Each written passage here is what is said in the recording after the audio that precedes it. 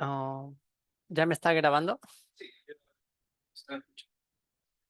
Es sin video, ¿verdad? Ya.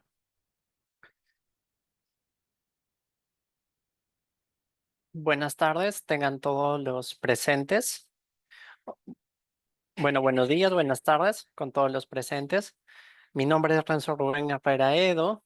Soy médico residente de segundo año de la especialidad de anatomía patológica y en la oportunidad del día de hoy voy a realizar esta charla para Teleyec en el que vamos a tocar temas importantes relacionados un poco con el área de patología y también con el área de gastroenterología. Ahora, comencemos.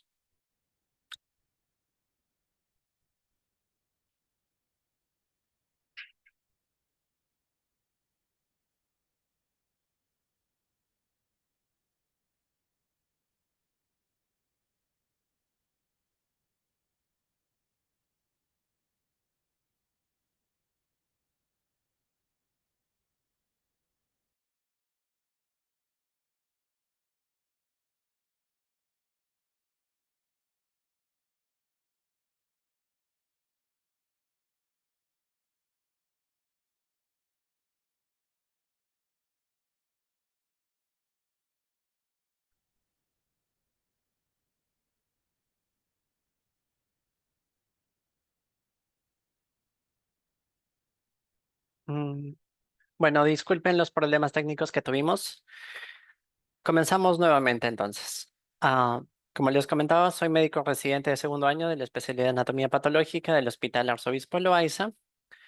Y en esta oportunidad, como parte del Teleyec, vamos a abordar algunos puntos importantes que, bueno, son de competencia tanto de la especialidad de anatomía patológica como de gastroenterología, que pueden ser bastante nuevos para algunas personas o de repente dice que inicie video. Necesita servidor. No sé, eso me pareció ahí. Listo. Sí.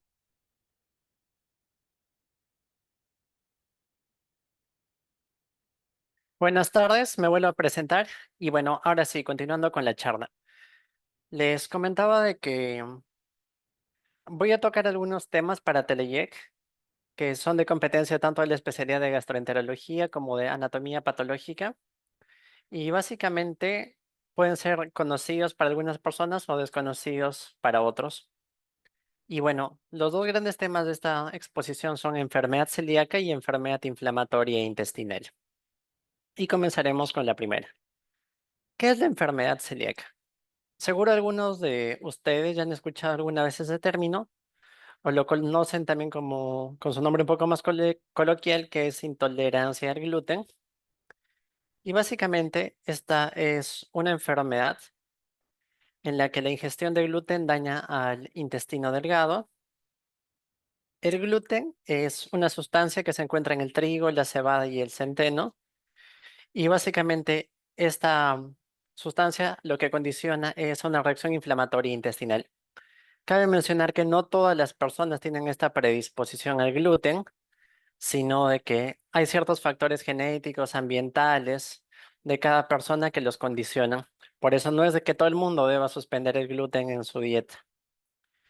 Y bueno, básicamente esta inflamación crónica o esta reacción autoinmune causada por el gluten termina dañando el intestino y por consiguiente repercutiendo en la absorción de nutrientes. Ahora, aquí es importante mencionar que dentro de todas estas sustancias, o sea, el gluten presenta una proteína en específico que se llama la gliadina, que es la sustancia responsable de esta reacción inflamatoria. Entre los síntomas o comunes que puede presentar una persona que sufre de intolerancia o de intolerancia al gluten, están, por ejemplo, la diarrea crónica, dolor o distensión abdominal, fatiga, pérdida de peso, anemia, estreñimiento y erupciones cutáneas. Y, por ejemplo, aquí tenemos esta imagen que es bastante representativa de una de las erupciones cutáneas más comunes producidas por gluten, que se llama dermatitis herpetiforme. Ahora, vemos entonces de que los síntomas del gluten no solo son del tracto gastrointestinal, sino que incluso pueden llegar a afectar a la piel. Entonces es importante que tengamos todo eso en cuenta al momento de hablar de esta enfermedad. Ahora, ¿cómo se hace el diagnóstico de enfermedad celíaca?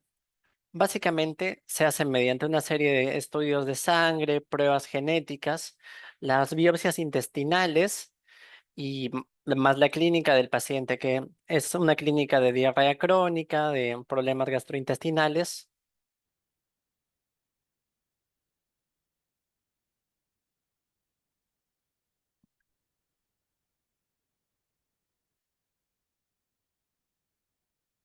Mm,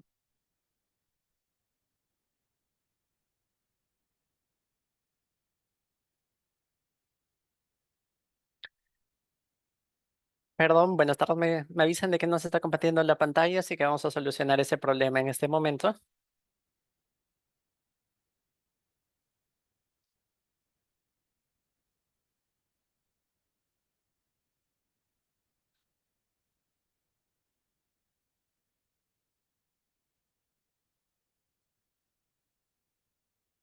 ¿Me confirman, por favor, si ahora se ve la pantalla? Sí, ¿verdad?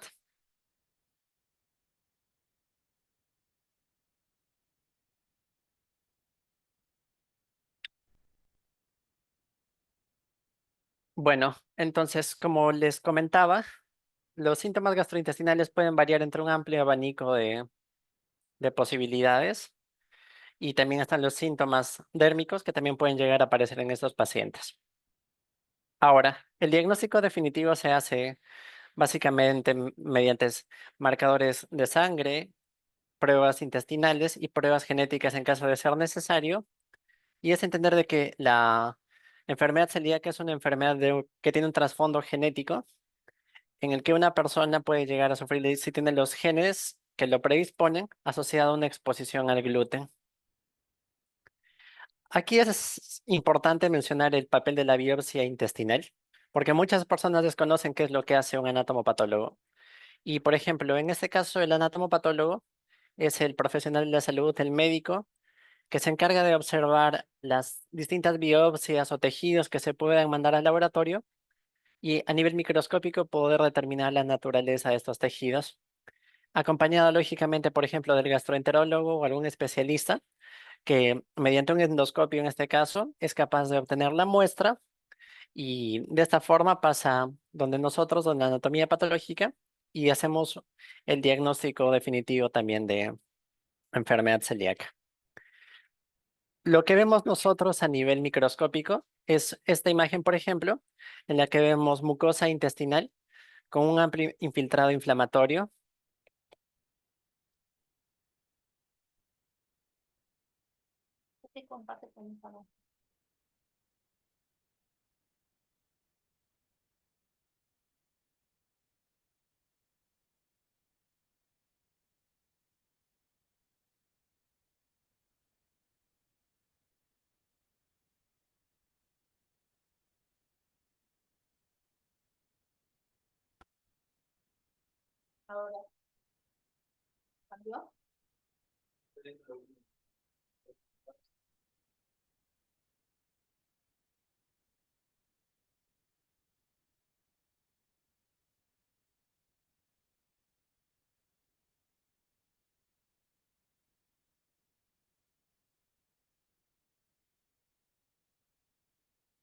Me comentan que estamos teniendo problemas. Vamos a volver a conectarnos en 5 minutos, por favor, mientras lo solucionamos. Hay que dejar de compartir un rato, por favor, porque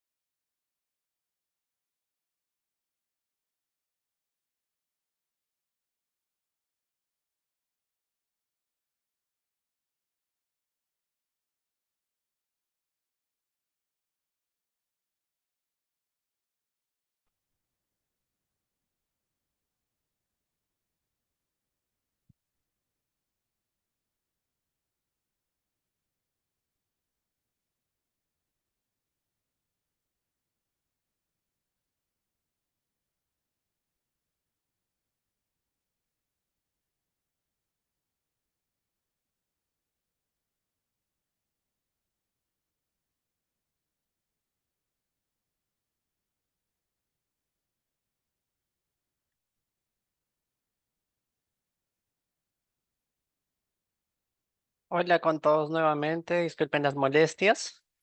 Aparentemente hubieron algunos problemas técnicos, así que comenzamos nuevamente desde el inicio para poder hacer esto un poco más fluido.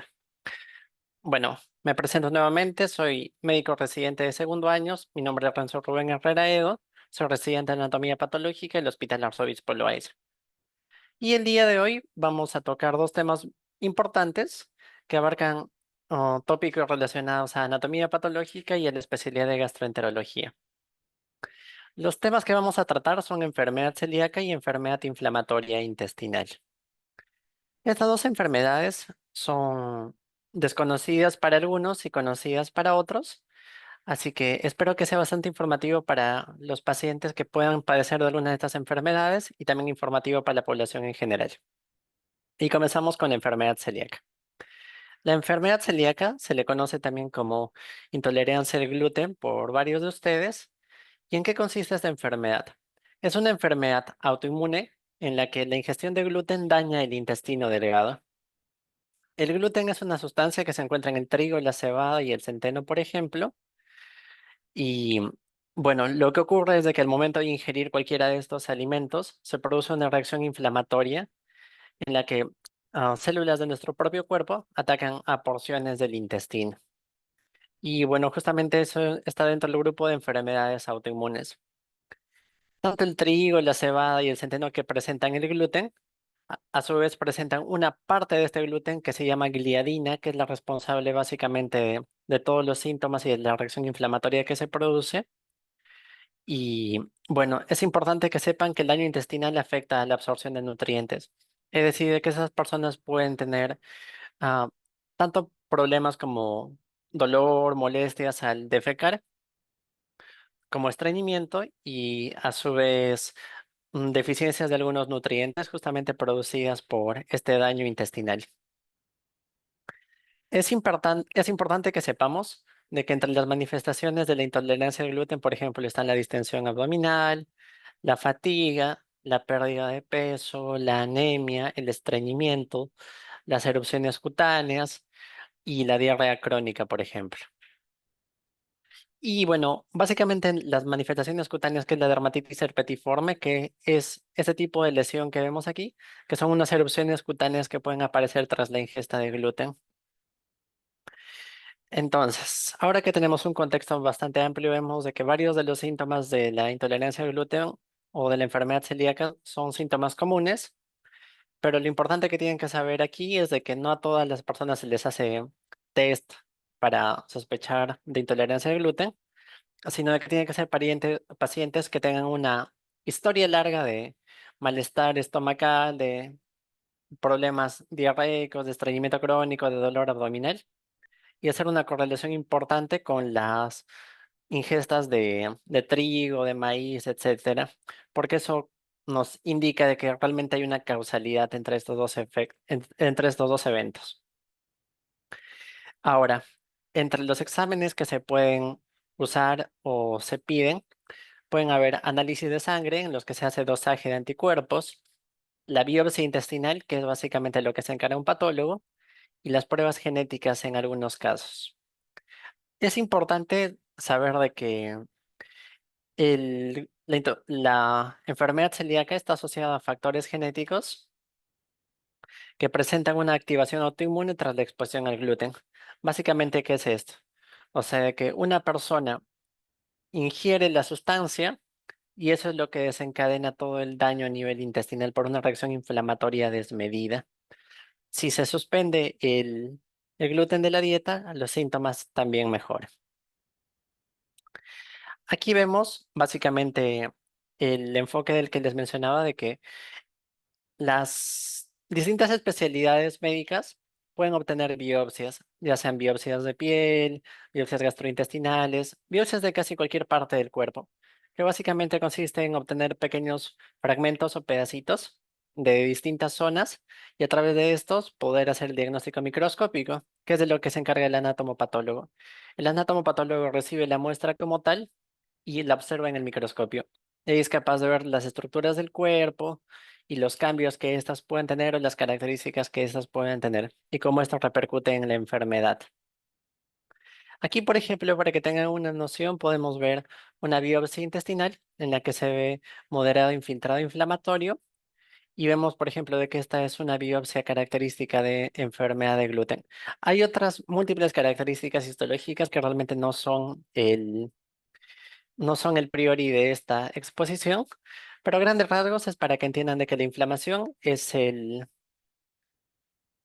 como que lo que más observamos en este tipo de patologías, a nivel de las vellosidades, a nivel de la mucosa intestinal.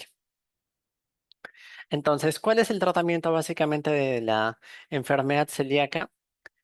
Es importante entender de que no existe cura, pero se controla con una dieta estricta sin gluten de por vida. Es decir, que las personas que sufren de esta enfermedad no deberían exponerse al gluten.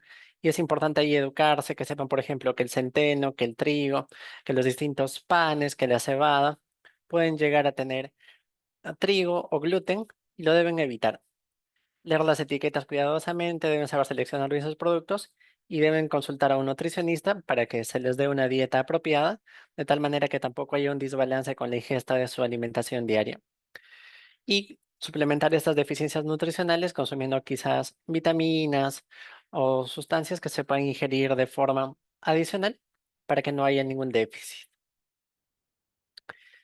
Es importante de que los pacientes entiendan de que es una enfermedad perfectamente manejable y de que si uno respeta la dieta puede estar largos periodos de tiempo sin síntomas, incluso de por vida, y también evita las complicaciones a la larga. Siempre acudir a grupos de pacientes u otras personas que entiendan la situación de la persona para que se sientan acompañados y a los profesionales de la salud para consejería, ya sean nutricionistas o médicos. Mantener controles regulares, también para ver si no hay progresión de la enfermedad. Y por último, evitar la contaminación cruzada con gluten. Es decir, de que pueden haber alimentos de que no sepamos de que se encuentran digamos, con aderezos, con recubrimientos, con distintos productos que tengan trigo o harinas de trigo. Y en ese caso, por ejemplo, siempre tener mucha precaución al momento de visitar restaurantes o lugares en los que no podamos tener control de nuestra dieta. Siempre vigilar si hay algo más que pueda contener gluten. Y bueno, básicamente recordarles que en el caso de esta enfermedad es bastante manejable y de que solo es cambios en estilos de vida y tener un adecuado conocimiento de los gatillantes, de los síntomas. Ahora, como segundo tópico en el día de hoy, vamos a hablar de la enfermedad inflamatoria intestinal, que nuevamente es una enfermedad autoinmune en la que se produce una inflamación del tracto digestivo. Y bueno, esta enfermedad se puede dividir a su vez en dos grandes grupos. En la enfermedad de Crohn, que puede afectar cualquier parte del tracto digestivo, y la colitis ulcerosa, que afecta solo el colon y la capa interna del intestino. Entonces, aquí nuevamente viene el tema de enfermedad autoinmune. Las enfermedades autoinmunes son enfermedades en las que el propio cuerpo se ataca a sí mismo ante la presencia de una noxa o de un estímulo externo. En el caso de la enfermedad inflamatoria intestinal, no se ha determinado todavía cuál es esa noxa, por así decirlo. Es como que una condición que algunas personas pueden tener la predisposición a tener, que se cree que está vinculada a factores genéticos, pero el gatillante como tal todavía no se conoce. Las personas que presentan esta enfermedad pueden presentar dolor abdominal o cólicos, diarrea persistente, a veces con sangre, pérdida de peso, fatiga, fiebre y urgencia para defecar. Aquí es importante de que las personas entiendan de que al igual que la ah, enfermedad celíaca, es una patología crónica. Es decir, de que un episodio aislado de diarrea, de fiebre, de malestar, no nos debería hacer pensar en esto. Es algo más de descarte y de que un médico debe evaluar a profundidad para poder decirles de que el paciente sufre de estas enfermedades. Como les comentaba, la causa exacta es desconocida en la enfermedad inflamatoria intestinal. Podemos ver de que ahí puede haber una predisposición genética, podemos tener otros familiares con antecedentes de enfermedad inflamatoria intestinal, pueden haber otras enfermedades autoinmunes asociadas y se cree que podrían haber incluso factores ambientales como infecciones, dieta, asociados al desencadenante de esta enfermedad. Y es importante saber, por ejemplo, que en el caso de enfermedad de Crohn, el tabaquismo está bastante ligado a exacerbar los síntomas o empeorar los síntomas. Entonces, ¿cuál es el tratamiento que se da en estos casos? En estos casos, la dieta, si bien es importante, el tratamiento es básicamente médico. ¿Y en qué consiste el tratamiento? En algunos medicamentos que son antiinflamatorios, entre los que tenemos a la mesalazina, corticoides, inmunosupresores, medicamentos biológicos que se conocen como anti-TNF, y cambios en el estilo de vida como son la dieta personalizada, en las que, bueno, después de acudir a un nutricionista o con la consejería de su médico, se puede realizar un esquema especial para ese tipo, para las personas que sufren de esta enfermedad. Entonces, no olvidar siempre que la primera opción en estos casos son los medicamentos y de que los pacientes de que no acuden a tiempo a consulta o prolongan sus visitas, porque bueno, entre comillas dicen que lo pueden manejar o lo pueden controlar, pueden agravar los síntomas. Incluso en algunos casos se pueden desatar cuadros muy graves si la inflamación es bastante predominante. Así que recordar esto, siempre si presentan síntomas gastrointestinales, más que nada el sangrado les tiene que llamar la atención, acudir a su médico. Y bueno, ¿qué es importante? ¿Cómo vivimos con la enfermedad inflamatoria intestinal? Es importante saber de que se tienen que seguir controles regulares con el especialista, es decir, endoscopías continuas, reconocer signos de brote, es decir, darnos cuenta en qué momento la enfermedad se está exacerbando o se está volviendo a reactivar, mantener una dieta adecuada. El apoyo psicológico es necesario porque a veces estos síntomas les causan mucho sufrimiento a las personas y es importante entender y educarse sobre esta enfermedad. Ahora en medicina, muchas de las enfermedades son bastante tratables y la vida de una persona puede ser bastante llevadera, pero a veces la carga la llevamos por dentro y bueno, a veces nos pueden estresar todos estos temas, podemos decir, no, estoy enfermo con esto, ¿cómo es posible? Pero es muy manejable y hay muchos casos de personas que con el tratamiento adecuado y siguiendo los regímenes de visitas a su médico pueden llevar estilos de vida completamente normales. Y bueno, para terminar, recordarles que hace unos cuantos días fue el Día Mundial de la Enfermedad Inflamatoria Intestinal y es importante siempre concientizarnos sobre estas enfermedades y recordar de que son enfermedades controlables, pero acudan a chequeos preventivos con su médico frecuentemente y o en caso de presentar síntomas agudos o de gravedad para ustedes. Y bueno, básicamente eso sería todo. Si tienen alguna pregunta, estoy abierto para escucharlas.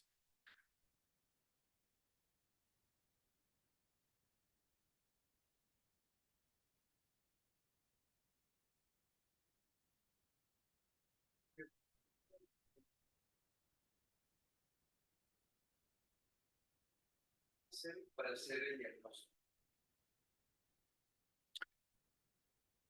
¿De cuál de las dos enfermedades?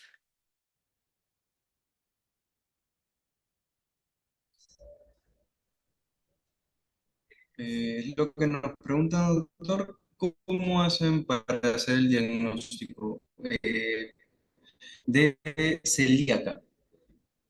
En el caso de la enfermedad celíaca, se toman la presencia de algunos anticuerpos en sangre, como son el anticuerpo antimicrosomal, por ejemplo, y acompañado de las biopsias gástricas, que son las que les mostré ahí en la lámina que había, que es básicamente por la presencia de infiltrado linfocítico a nivel de bueno, de una parte del intestino que se conoce como lámina propia y de la membrana basal.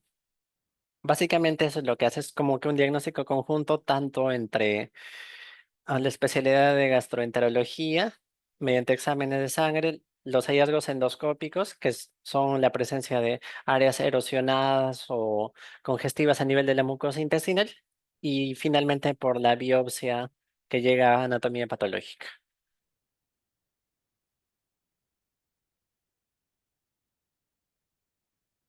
Si hubiera otra pregunta.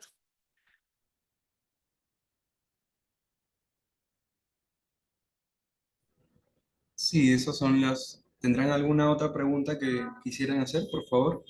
¿Podrían escribirlo en el chat?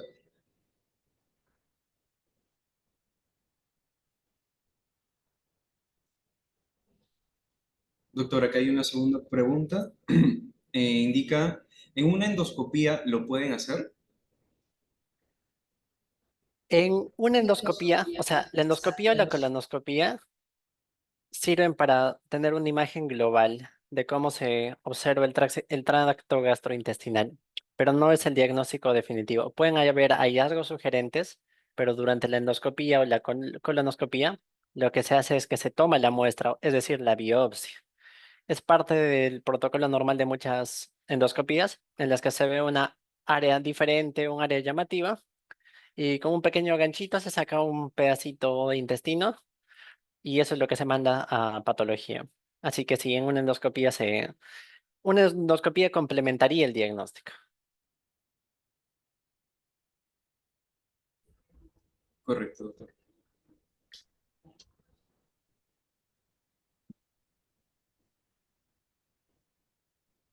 Indican otra pregunta, doctor. Si el paciente es estreñido un mes, pero defecó, ¿es normal? Ah, bueno, ahí habrían que hacer mm, habrían que ver bastantes cosas. Por ejemplo, de que si hubo algún cambio en la dieta durante ese mes, si la persona de repente cambió de ubicación de repente a una zona donde hay otro tipo de servicios de agua. Y bueno, generalmente las enfermedades que se limitan a un mes son relativamente normales. Pueden ser cambios transicionales por la dieta, hábitos de vida, incluso por el sedentarismo. Pero si se perpetúan por más tiempo, y hablamos de más tiempo, entre 3 a 6 meses, incluso hasta un año, entonces ahí sí hablamos de patologías crónicas. Un mes es un periodo de tiempo relativamente corto, pero si de repente se encuentran síntomas de alarma como dolores muy fuertes o presencia de sangre en heces, de todas maneras se tiene que acudir al médico para ver de que no sea otra cosa. O sea, si bien en esta exposición se les habla de enfermedad celíaca y enfermedad inflamatoria intestinal, hay múltiples causas de estreñimiento y de heces con sangre o de diarrea crónica. No solo lo limitemos a esto. Si ven cualquier signo de alarma, igual acudan a su médico. Muchas gracias. Muchas gracias, doctor Renzo Herrera, por su valiosa presentación. Agradecemos también a todos los participantes por su asistencia. Esperamos que esta telecapacitación haya sido de gran utilidad. Que tengan una excelente tarde.